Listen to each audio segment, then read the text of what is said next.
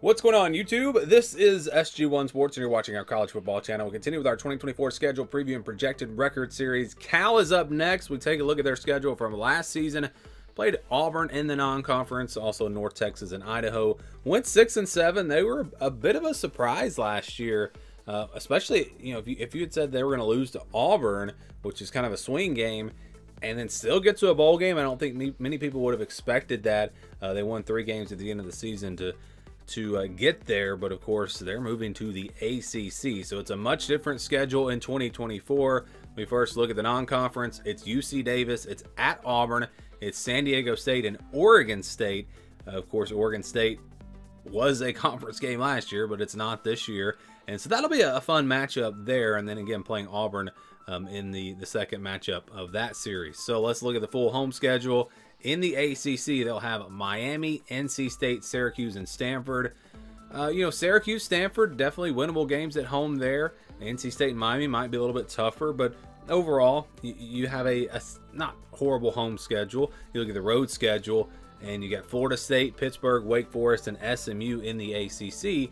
So other than Florida State, those are also potentially winnable games for Cal. SMU might be a tough one, but the schedule is not horrible.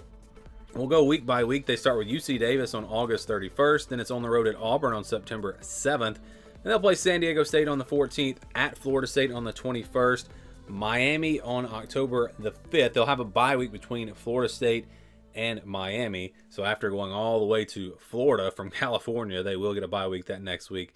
And again, Miami on October the 5th. Then they'll play at Pittsburgh on October 12th.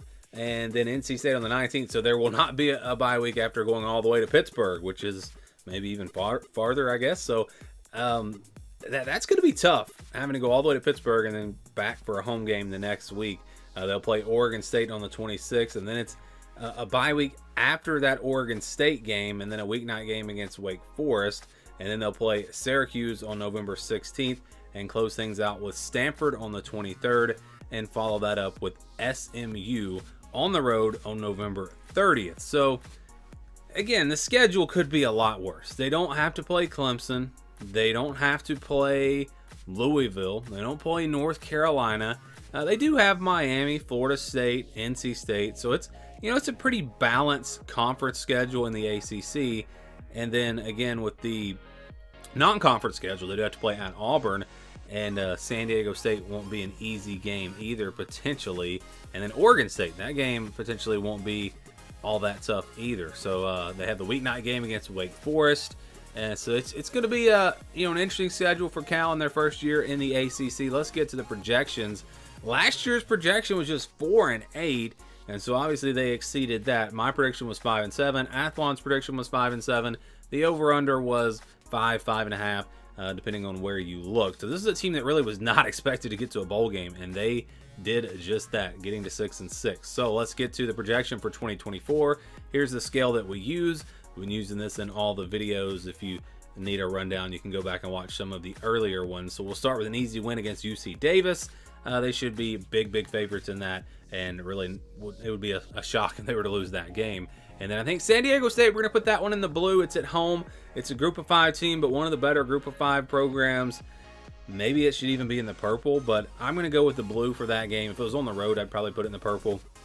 Cal still should be the better team. This is still a Power 5 or Power 4 roster, and so I think Cal should be able to get that win. I think they'll be favored by a couple of touchdowns. And then Oregon State, a game where I think they'll be favored by about a touchdown. Oregon State going to be...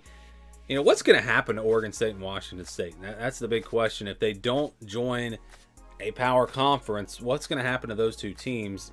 I really just don't know. We'll have to wait and see. But I do think Cal should be favored there. Again, Oregon State kind of going into rebuild mode. And then we go to games where I think they're going to be about a touchdown underdog on the road at Auburn, Miami, NC State, and on the road at SMU. Again, I do expect Cal to be about a touchdown underdog in all of these games. And then I think a bigger underdog against Florida State, probably more like a 2-touchdown, maybe more than that underdog against the Noles. And then that leaves us with 4 50-50 games: Pittsburgh, Wake Forest, Syracuse, and Stanford. So what's the projection if we average all these games out, they would split those 50-50 games, maybe beat UC Davis and San Diego State. That's going to get them to 4 wins, and then maybe maybe Oregon State's a 5th win, and they pull off a win in one of these games in the yellow. At least that's what the odds would tell us, and so that would get them to 6-6. So projection is 6-6. Again, these are conservative projections. I think that's pretty fair. It might be tough for them though. Again, with this schedule in the ACC, I wouldn't say it's tougher than the Pac-12 schedule they had last year, but you know, it's a team that's probably going to be right there around 6-6. So probably 5-7, 6-6, maybe 7-5. And so I do think this is a fair projection. Do you guys agree or disagree? Give me your thoughts on Cal down in the comments below.